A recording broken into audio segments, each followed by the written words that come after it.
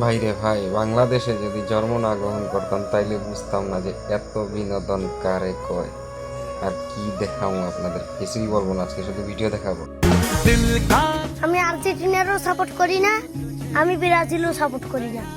আমি সাপোর্ট করি আমার ভাবিরে। ভাবি, আই লাভ ইউ। আমি তোমাকে পেট ভরে ভালোবাসি। ভাবি আমার ইমোশন।